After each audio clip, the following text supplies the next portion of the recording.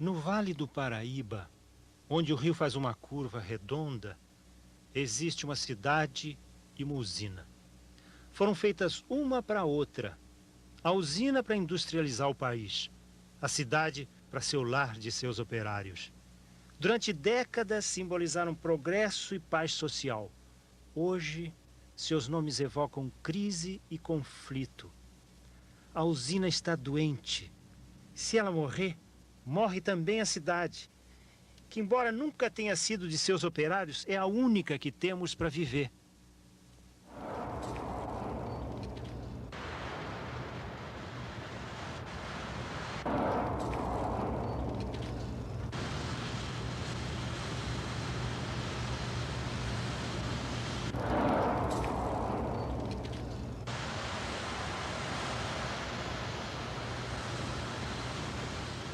É fundamental aqui para o povo de Volta Redonda. Sem a siderúrgica, eu acho que fica bastante difícil para nós sobrevivermos. Sem ela eu não vivo. Então eu acho que ela tem que estar aqui porque todos nós vivemos dela. Tomara que ela continue progredindo, né? Porque eu acho que o futuro do Brasil está aqui mesmo. Se ela acabar, acaba Volta Redonda. Eu tinha 18 anos em 1944 quando cheguei em Volta Redonda. Não tinha a menor ideia do que fosse uma siderúrgica e me espantei com aquela cidade que mais parecia uma colmeia. E fizeram exames, jogaram minha roupa fora, me deram um uniforme e disseram que de agora em diante eu era membro da família siderúrgica. Disseram que tratariam bem de mim se eu fosse um trabalhador obediente, responsável e disciplinado. E eu acreditei.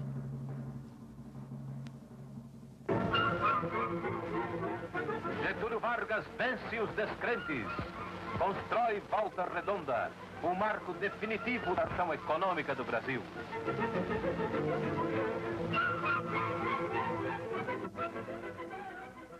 A CSN foi o preço que os americanos pagaram para o Brasil entrar na guerra contra a Alemanha.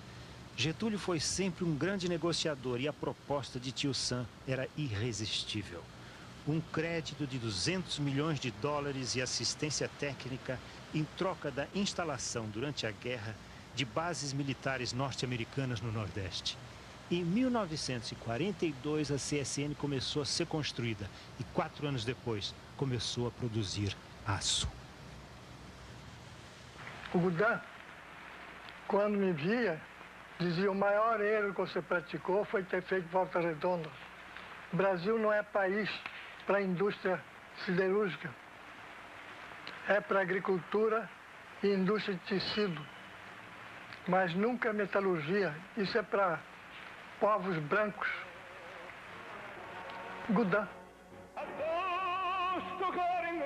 O Macedo diz isso agora, mas eu me lembro dele na época perguntando como transformar alguém semi-analfabeto, vindo das massas rurais, em operário capaz de servir e operar modernos equipamentos industriais.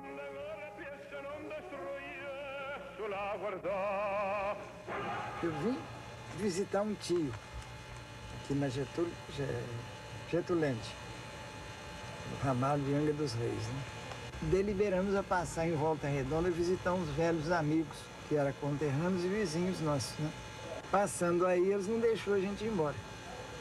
E fez questão de a gente ficar mais uns dias e mais uns dias. Esses uns dias arranjou serviço pra gente. Trabalhei 4 anos e meio na construção civil.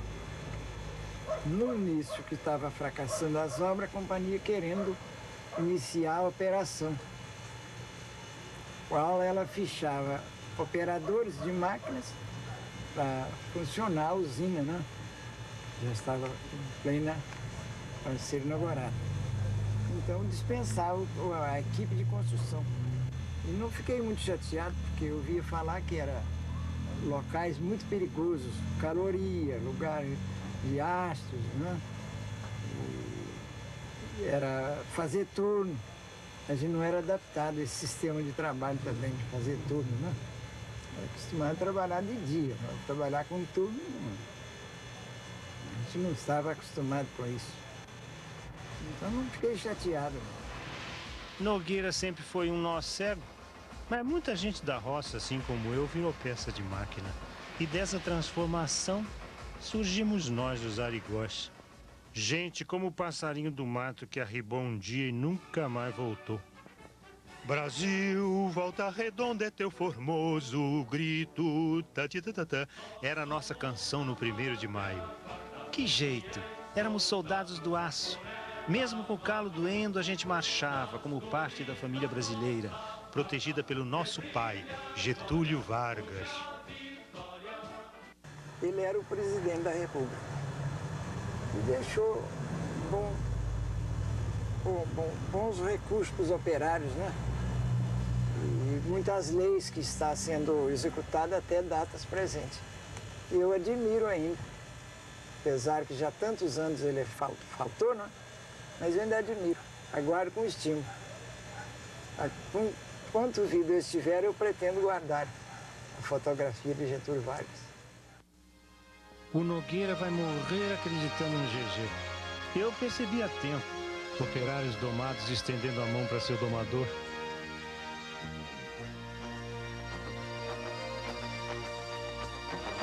Porque nós vamos de encontro ao inesperado. Para isso, temos que estar coeso, sabendo o que queremos. Por favor, a CSN é mãe ou é madrasta? Quem sabe mãe, né? Madrasta. Uma péssima madrasta. Gosta de castigar os filhinhos dela, coitado. É mãe. Madrasta. É mãe. Já foi o tempo que você era mãe. É considerado como mãe ainda. Eu nem sei o que dizer. É madrasta, né? Tá feia a coisa. Tá brabo.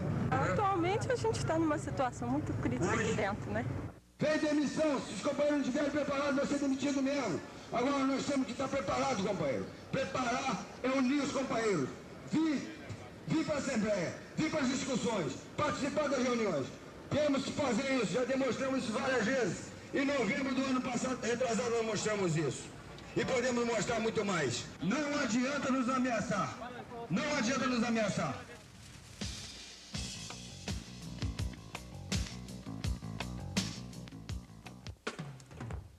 Hoje muita gente acha que não, mas até por volta dos anos 50 ninguém duvidava.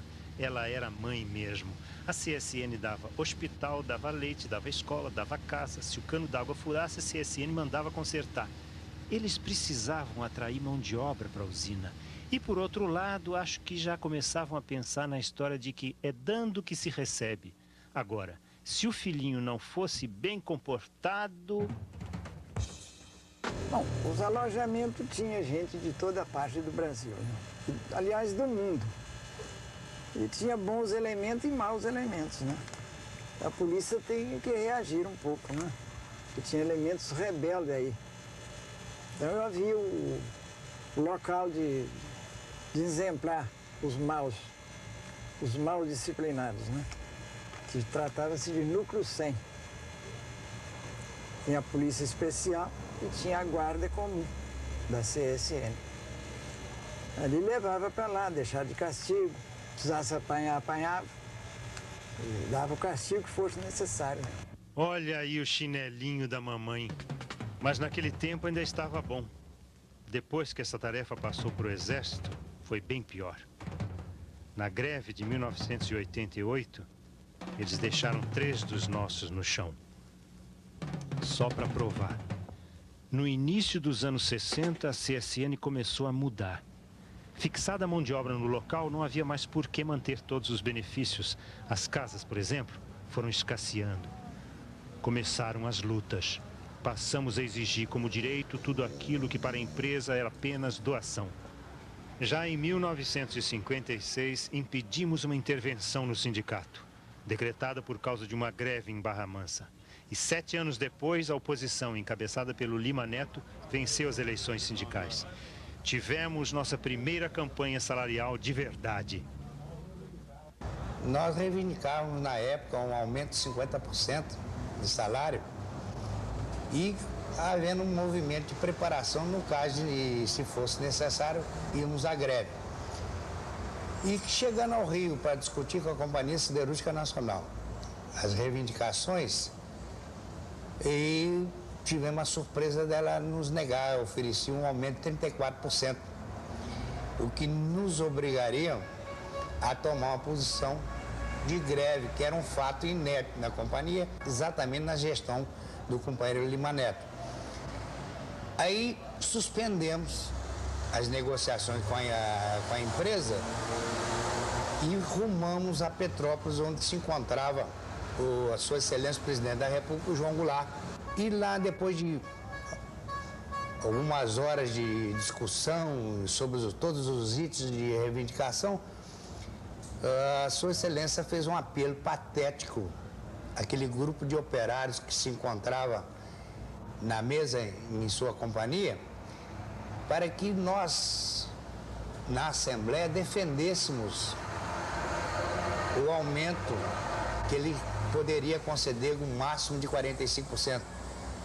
Isto porque o governo dele, segundo palavras que vários companheiros ainda estão vivos aí, são testemunhas, que o governo dele não aguentaria uma greve em Volta Redonda.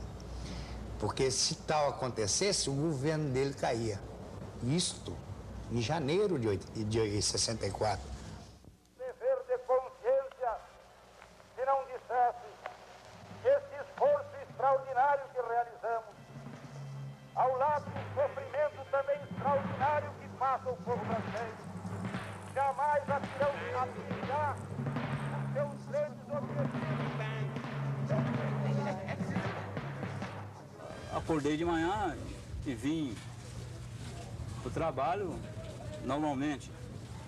Quando eu cheguei na portaria, por volta de 6h25, quer dizer, eu fui informado que estava havendo um reboliço, havendo uma tentativa de golpe no governo João Goulart. Os militares já estavam lá e o que eles diziam pra gente era o seguinte: quem quiser trabalhar, pode entrar para trabalhar. Quem não quiser trabalhar, pode voltar para casa. É isso que eles diziam. O que ocorreu naquele dia, pelo menos no departamento que eu trabalhava, que é a coqueria, é que a gente acabou não trabalhando realmente aquele dia. A gente ficou o dia todo conversando com os companheiros, o que estava acontecendo, e a gente decidiu ir para o sindicato.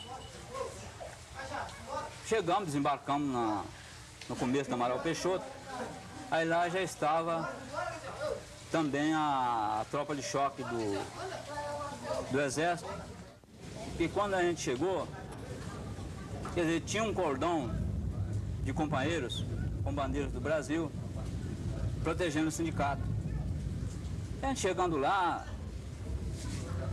a gente até naquela visão de resistência mesmo, que a gente achava, a gente confiava que o primeiro exército estava com o governo e que então o Estado do Rio iria resistir e que o sindicato teria condições de resistir. E quando chegou por volta de 19 horas, o comandante veio cá na frente mais uma vez, numa última tentativa, e como não convenceu os operários, ele voltou e deu voz de comando para a tropa avançar. E aí foi um massacre mesmo, assim, os caras vinham com baioneta e espetar, não respeitaram a bandeira nacional. E com meia hora eles tomaram o sindicato. E no outro dia retornamos ao trabalho normalmente. E ao chegar no trabalho, quer dizer, a situação tinha mudado completamente. Quer dizer, a repressão violenta, o encarregado chegando e dizendo mesmo: agora a gente quer ver como é que vocês vão fazer. Vocês não têm mais sindicato e agora quem manda os militares, somos nós. O Dia do Trabalho é celebrado em todo o país com festividades cívicas e recreativas que assinalam a libertação do trabalhador brasileiro do regime de demagogia e mistificação a que estava submetido.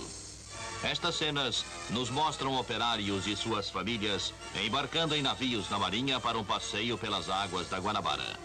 A alegria das crianças e o contentamento dos seus pais traduzem uma nova era da democracia brasileira, autêntica e livre, renascida com a Revolução de Abril. Foi um 1º de maio de significação diferente, que acendeu novas esperanças no espírito e na vocação para o progresso do povo brasileiro. Uns foram presos no mesmo dia, como o companheiro Lima Neto. Outros saíram fora de Volta Redonda, se apresentaram posteriormente, como é o meu caso. Tivemos presos por mais de 100 dias. E após a nossa soltura, nós fomos punidos pelo AI1, que deu a punição para 2 companheiros, que eram o Lima Neto e o Zé Bonifácio, punição de demissão do quadro da Siderúrgica Nacional. E nós fomos aposentados pelo AI1. E foi o que aconteceu. Lamentavelmente, a perseguição chegou a esse ponto. A mesquinhez dos homens que dirigiam a siderúrgica na época da Revolução,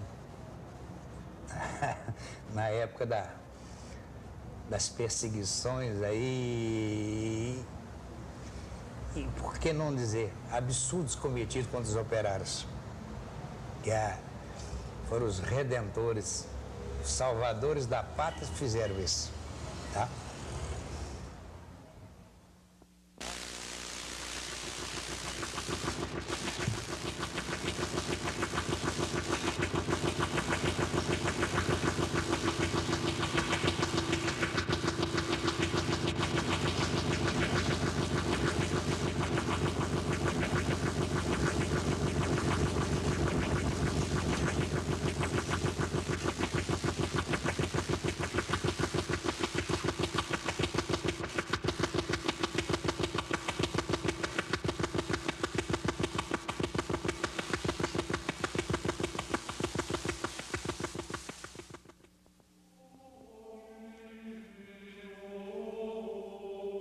Testemunhei o sofrimento e as torturas causadas em cima dos operários de Volta Redonda, logo com o AI-5.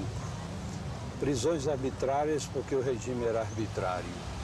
Não havia defesa porque ninguém assumia as causas. E foram os operários torturados e proibidos de se expressar e de se defenderem. Foi um tempo realmente de terror em cima dos operários da Companhia Siderúrgica Nacional. E a resposta da Igreja diante deste desafio foi denunciar publicamente, em todas as celebrações e pelos recursos que tinha, as arbitrariedades e as torturas praticadas dentro do batalhão. Ficaram mais ainda irritados diante das denúncias da Igreja e fizeram processo contra o bispo diocesano. E em 1969, em outubro, eu vim aqui a este prédio responder ao inquérito instaurado pelo general Tasso Vilar, que era o comandante do BIB na ocasião. E aqui respondi um inquérito de 21 horas em 2 dias de interrogatório, não tanto sobre as questões operárias, mas sim sobre as atividades da igreja, pois sua finalidade era afastar o bispo da área que apoiava os operários da Companhia Siderúrgica. Depois da primeira convocação, eu decidi não mais comparecer. E nesse ínterim eu tive a oportunidade de me apresentar ao 2º Batalhão de Infantaria Blindada, aqui em Barra Mansa, para me considerarem também como prisioneiro, juntamente com aqueles prisioneiros que trabalharam comigo. E diante disso, eu me detive no quartel até que eles soltassem os prisioneiros. Prenderam Rosalice Fernandes, do partido de oposição, o MDB, na véspera do 1º de maio de 76, quando panfletava contra a visita de Geisel à cidade. A gente não era mais soldado do aço, mas tinha que continuar marchando, agora para um general. Dia do trabalho, dia de festa. milhares de torcedores acorrem ao estádio de Volta Redonda. Uma cidade jovem que espelha com seu entusiasmo o Brasil jovem, que ama o trabalho e sabe que tem direito ao lazer. Todo 1º de maio, mas todo, estava aqui o Flamengo com Zico e companhia, né? E justamente nesse de 76, esse ficou na história particularmente, porque ele deu uma camisa de presente pro Geisel. Eu acho que é por isso que o Collor deu pro Zico agora uma camisa de presente na... Zico, do Flamengo, faz doação da camisa número 10 para ser leiloada por dona Lucy Geisel, ganhando o abraço do presidente. Mas de lá pra cá, a Volta Redonda mudou bastante, né? A gente, aqui mesmo nesse estádio, em 85, nós fizemos um chopp dos metalúrgicos chamado Chopp da Vitória. Isso aqui ficou lotado, já começou a lotar com a gente, né?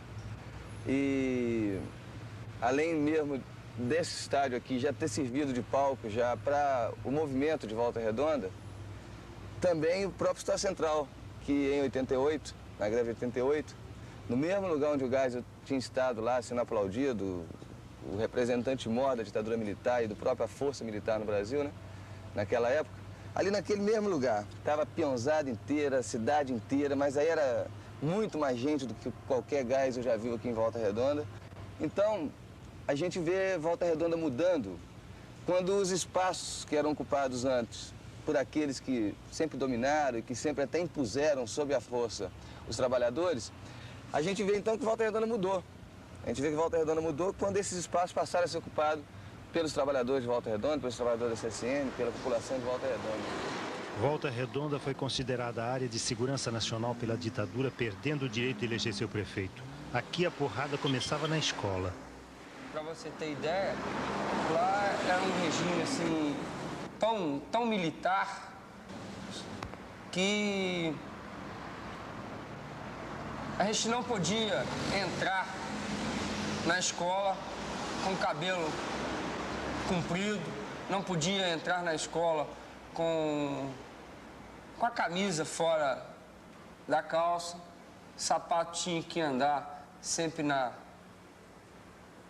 limpo, tá? E o funcionário antigo da CSN, como meu pai, que trabalhou 30 anos na CSN, ele sempre quis, todo funcionário antigo sempre quis que o filho dele estudasse na escola técnica. É um orgulho para ele que o filho dele estudasse na escola técnica. Da escola técnica entrar direto para a CSN, tá? Onde eu estudei, fiz meu 1º ano, 2º, fiz o meu ginásio, né? Mas nossa sorte é que mesmo cercada pelo Rio Paraíba, Volta Redonda não é uma ilha. As ideias subversivas, como os direitos dos trabalhadores, acabaram chegando aqui também. Em 77, veio o problema que a empresa, pela primeira vez, né, dado a situação cultural do arroxo, da política econômica da ditadura militar, a empresa tem que fazer uma pesquisa na categoria para saber se concordava, porque a campanha salarial era apenas uma pesquisa dentro da empresa. Ela oferecia tanto, o sindicato falava que era isso, botava um boletim, ninguém ia conta, estava aprovado o acordo coletivo. Em 77, a empresa mesmo sentiu que os trabalhadores teriam dificuldade de aceitar. Então, o sindicato colocou uma pesquisa dentro da empresa. E foi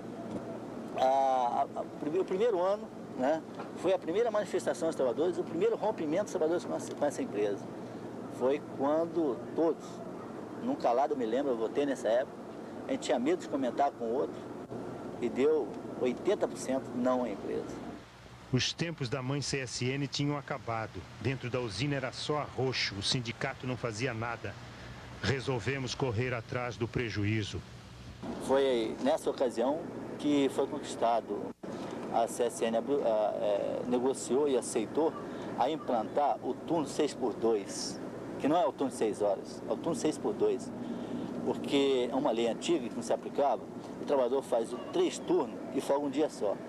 Então passava, a partir dessa negociação, de trabalhar 6 dias e folgar 2, né? Foi uma grande conquista.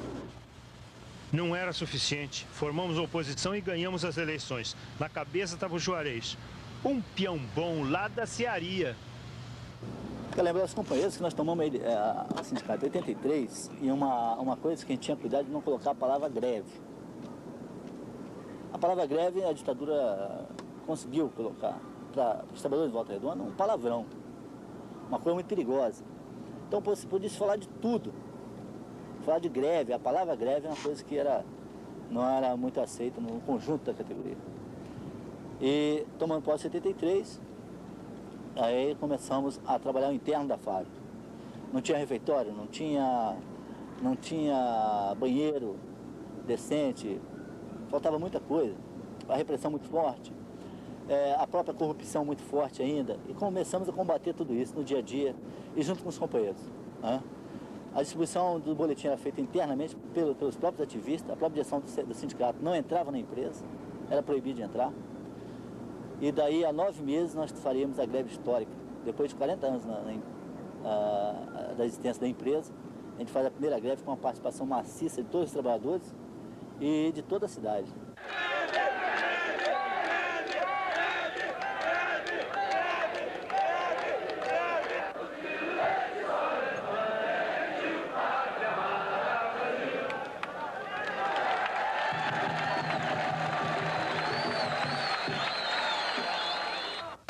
Naquele dia, a cidade levantou mais cedo, acortada pelo silêncio. Pela primeira vez em 4 décadas, não se trabalhava na cidade do trabalho. Rompera-se a ordem na cidade onde a ordem era tudo.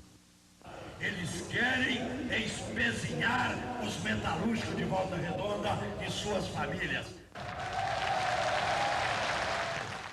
Com a greve, Juarez retomou a tradição de Lima Neto. É certo que ele não foi o primeiro líder grevista da cidade. Antes dele teve o Rubem Machado, da Construção Civil, que foi assassinado. Mas na Cidade do Aço, a greve da CSN é que estava fadada a fazer história. Volta Redonda era chamada uma cidade apeãozada, se sentia como carneiros. E Juarez teve a capacidade de aglutinar essa peãozada. E romper, juntamente com a peãozada, romper esse elo da mãe CSN, né? E mostrar que a CSN, na verdade, era uma empresa tão capitalista quanto as outras empresas, que tinha a função de produzir aço e que tinha uma direção tão exploradora quanto uma outra empresa da nossa região. As transformações têm que ser políticas. A vitória, a luta, companheiros.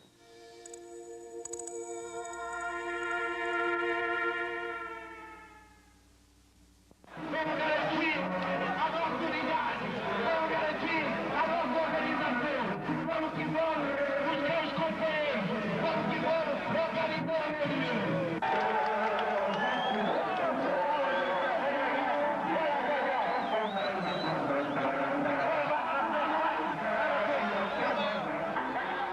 Foi mesmo uma transformação.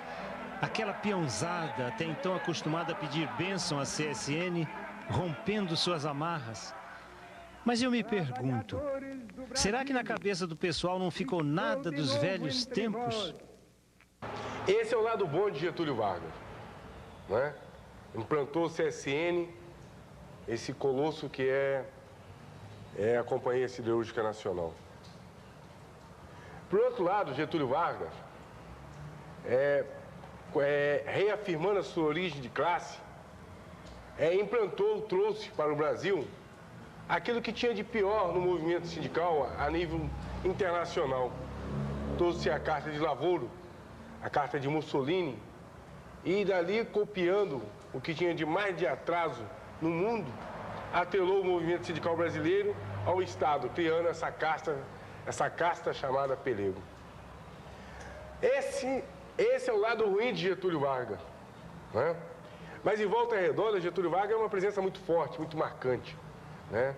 O pessoal que veio para Volta Redonda em 1940, 40 e poucos, 50, tem muitas casas até hoje e ainda guarda retrato de Getúlio Vargas pendurado na parede.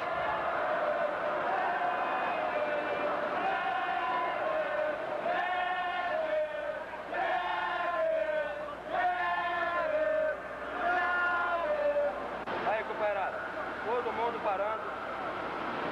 tem mais funcionando essa área. Nós não vamos voltar aqui de novo, não. Se for para voltar, vai ser muito cacete na orelha de peão aqui dentro. Vendo, né, um operário antigo da CSN, o operário de hoje ele é mais politizado. Ele não vê a CSN como os antigos viam a CSN como uma mãe, tá? Ele vê a CSN hoje como uma empresa comum, igual às outras. 4 anos depois, com o sindicato já afiliado à CUT, essa nova consciência teve a prova definitiva. Fomos à greve para garantir o direito aprovado pela nova Constituição. Jornada de 6 horas para quem trabalha em regime de turnos.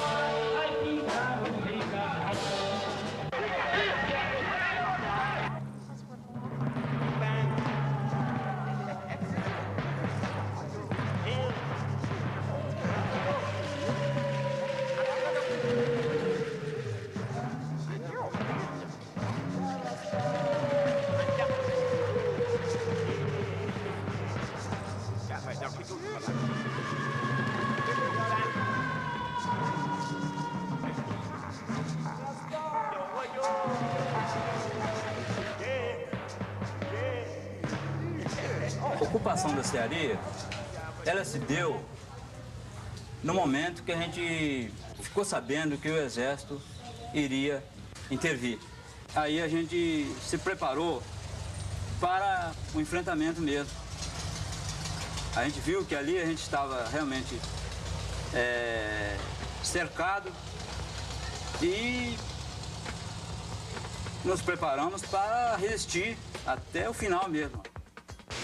De lá a gente estava observando os companheiros que estavam na linha de frente, que é o pessoal que estava nas passarelas.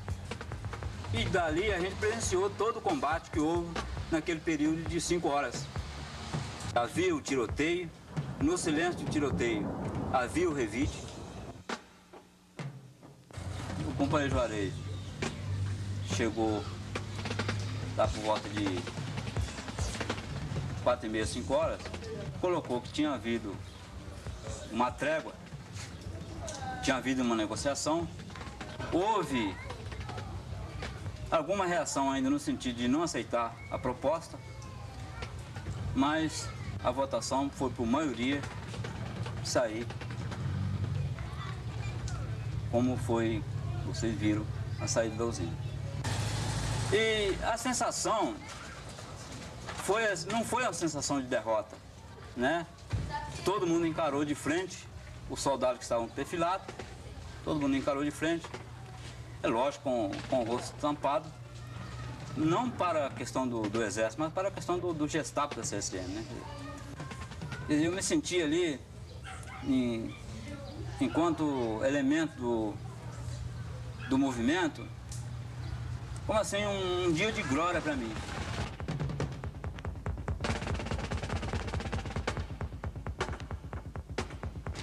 Durante a greve de novembro de 1988, a experiência de salvamento dos altos fornos da usina foi importante, muito importante para nós. Primeiro porque foi uma síntese de experiências anteriores das greves. Os trabalhadores sempre adotaram o seguinte critério: a greve é uma forma da gente reivindicar, mas também de manter o patrimônio. Nós temos que cuidar do patrimônio brasileiro, do patrimônio do povo brasileiro. De tal maneira que durante a greve de 88, então, nós nos preocupamos. A empresa tomou uma atitude errada em que os altos fornos corriam perigo. os trabalhadores se sensibilizaram, juntaram equipes técnicas, levamos para a Assembleia essa preocupação, onde os trabalhadores, então, tiraram em Assembleia, decidiram em Assembleia que entrariam para a fábrica para tentar salvar o alto forno. Ao mesmo tempo, nós negociamos, já que é uma experiência de gestão operária durante o período de greve, uma experiência que os trabalhadores conhecem a fábrica, conhecem o que estão fazendo, sabem da importância do que estão fazendo. Também negociamos junto à empresa que os trabalhadores do serviço burocrático, do escritório principal da empresa, saíssem do serviço em virtude da gente poder entrar para a empresa e salvar o equipamento. A greve durou 16 dias e foi vitoriosa, graças ao apoio da população. Arrancamos a jornada de 6 horas, a readmissão dos demitidos e um pouco da grana que nos deviam. Mas no rastro ficaram 3 operários assassinados pelo Exército: William, Barroso e Valmir.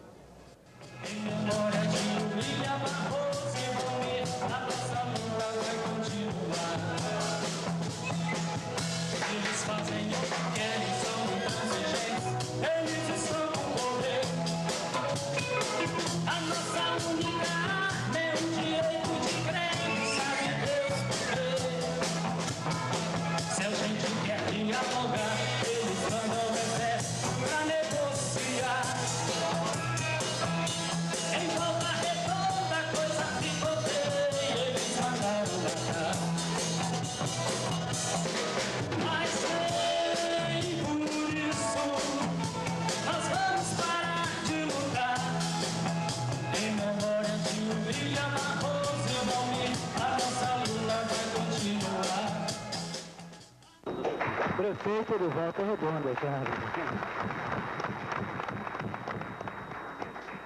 Poucos dias depois do fim da greve, a cidade deu troco à intervenção militar, elegendo Juarez para prefeito.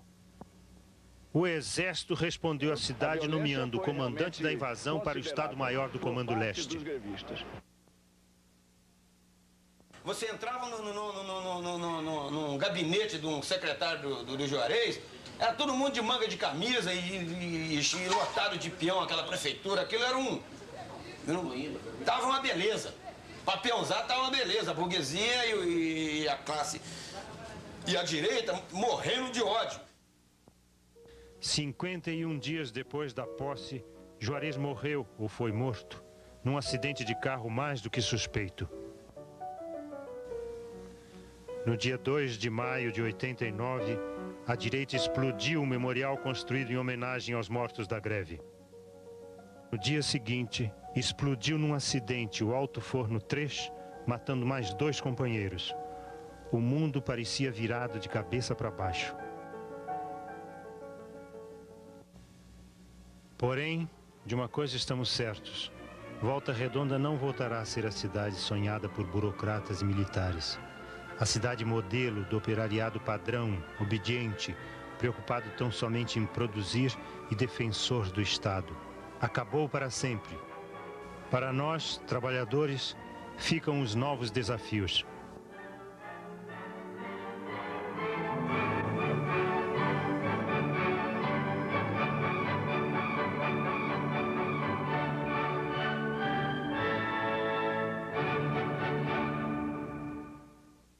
Volta Redonda hoje, ela não tem um projeto do peão, ela não tem um projeto da burguesia, não tem um projeto sendo elaborado da burguesia, não tem um projeto da classe média, não tem um projeto de nada. Porque pela primeira vez em Volta Redonda, tem uma administração municipal que não privilegiou nem o centro e nem a periferia. Quer dizer, a cidade está toda abandonada, quer dizer, parou, parece que colocou uma vírgula, vamos esperar ver o que acontece. Então, Volta Redonda está um vazio, tanto um vazio político-administrativo. Quer dizer, não um vazio político, essa cidade aqui, ela é efervescente na política, né? Na política do dia a dia. Mas a política administrativa criou um vazio com a morte do Juarez tremendo. Isso aí foi muito... A morte do Juarez, enfim, foi uma verdadeira lambança, né?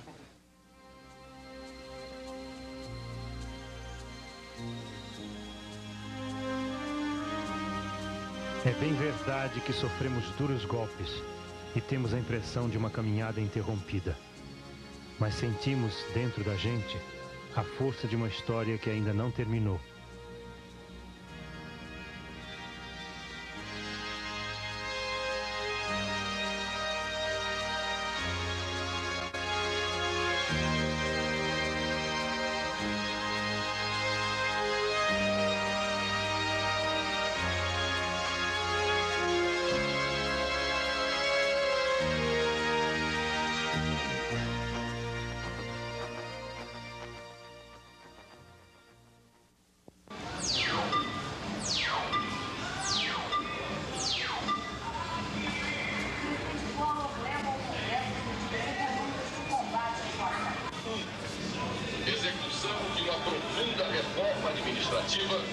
Envolvendo afastamento de maus funcionários, fechamento de ministérios, autarquias e empresas públicas. A contagem regressiva já começou. A privatização da CSN, anunciada pelo novo governo, ameaça tanto os metalúrgicos quanto o povo da cidade. A CSN criou um mundo aqui em Volta Redonda. É o destino deste mundo que está em debate. Mas a CSN só tem jeito de moralizar se você privatizar, cara. Eu, particularmente, sou contra, tá? Não acho que não tem nada a ver nem para a cidade, nem para o país. Eu acho que determinadas áreas têm que ficar sob controle do Estado. Agora, porra, não tem condição de qualquer Zé Mané da CSN estar ganhando o salário que tem. Muita gente que tem um cargo bom na CSN está ganhando o carro que tem. E a CSN operar com a quantidade de funcionários que opera, sendo que pode operar com menos e dar um lucro muito maior do que dá. O sindicato ele vem atuando, tentando realmente fazer um movimento junto aos metalúrgicos no sentido de que não se privatize a siderúrgica, né? Pelo menos tem um boato em Rio Grande que vai privatizar a siderúrgica. Eu acredito que não, né? Acredito que esse presidente não terá essa coragem de privatizar a siderúrgica, porque nós vivemos em função dessa siderúrgica, né? O problema que acontece agora é que o governo brasileiro e as elites que compõem esse país tentam jogar para a opinião pública que a salvação é a privatização. Quando, na verdade, por exemplo, a CSN, uma das empresas do Grupo Siderbras, na verdade, sofre um problema causado pelo próprio governo e pelas próprias elites. É um problema causado pelos juros altíssimos dos planos que foram lançados durante a Nova República e também pela contenção do preço do aço e pela falta de democracia na própria gestão da empresa. A sociedade não tem qualquer controle sobre o que ocorre dentro da empresa. Nesse sentido, o que nós estamos fazendo? É necessário primeiro esclarecer os trabalhadores, esclarecer a opinião pública e reconhecer que Volta Redonda sozinho, os metalúrgicos de Volta Redonda sozinhos, não serão capazes, serão uma pedra fundamental, mas não serão capazes para resolver esse problema. Não há uma solução de ilha, como Volta Redonda ilha, mas há uma solução do Brasil todo se movendo, os trabalhadores e a população, contra essa medida de privatização do governo e das elites que compõem esse governo.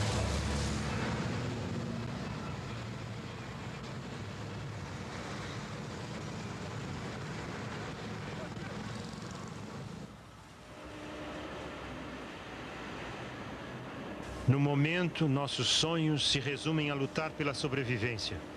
Impedir a privatização da CSN tem esse significado para nós. A privatização da CSN significa arrochar mais ainda. Quer dizer, uma empresa que é o tamanho maior da cidade, sem compromisso nenhum com a cidade. Nós não acreditamos na privatização da CSN. Não acreditamos, não simplesmente porque eles não terão vontade de privatizar. Nós não acreditamos porque nós vamos lutar até o fim. Nós acreditamos, quer dizer, acreditamos em nós mesmos. Nós vamos brigar contra a privatização da CSN, porque ela é um patrimônio nosso, é suor e sangue dessa história dos trabalhadores que construíram a CSN, que trabalharam na escavação sem máquina, perderam sua vida, se envelheceram aí dentro, tem seus filhos, seus netos aí dentro, né? Tem esse lado afetivo, e mais que isso, é uma questão de vida e morte para a população. O povo conta muito com os trabalhadores, os metalúrgicos, os empreiteiros, né? outras categorias que trabalham em torno da empresa. Tanto é que em todas as greves que a gente faz, tem o apoio da população.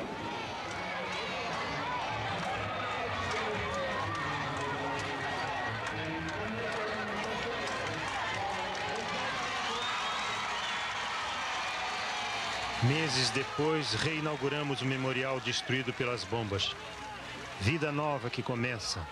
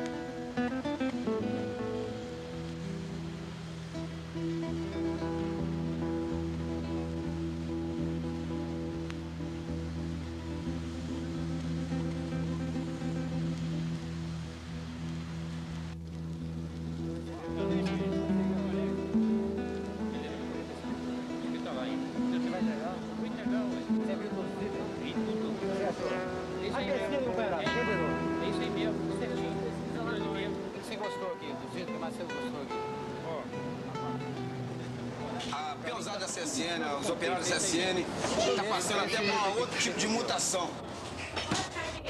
Entendeu? De mutação de nomes, de apelidos, essa coisa. Arigó, porque começou sendo Arigó. Porque aquela história do pássaro, né? De arribar uma ave de arribação que vem, vai e não para em lugar nenhum. Então, como os operários eram desse jeito, ficava aqui pouco tempo, então o nome vinha de longe, falava assim, chegou um Arigó. Quando veio a greve dos peões, em 1979, onde houve uma repressão muito grande, que morreu acho que 5 peões de empreiteira.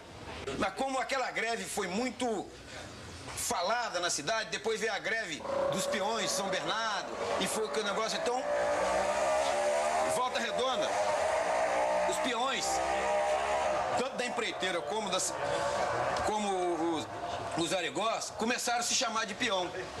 E peão, e começou peão daqui, peão dali, peão daqui, peão dali, e virou peão, e hoje em dia passou. Quer dizer, Arigó é uma fase mais antiga, na época dos nossos pais, praticamente, da primeira geração. Peão é da segunda geração. E agora está vindo uma outra geração, que é a geração dos companheiros, que ninguém está se adendando para isso. Mas a peãozada na CSN já começa a chamar o companheiro fulano, o companheiro cicrano, o companheiro fulano, o companheiro cicrano.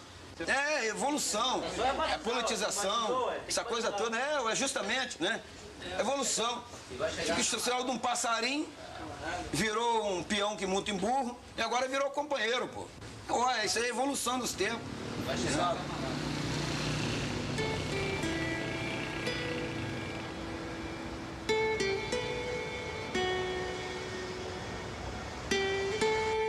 Tomara que Isaac tenha razão. É bom poder terminar nossa história desse jeito, falando de luta e de solidariedade. Por falar nisso, quem está contando essa história? Todos nós. Pedro, João, Maria, enfim, todos nós. Operários que constroem Volta Redonda.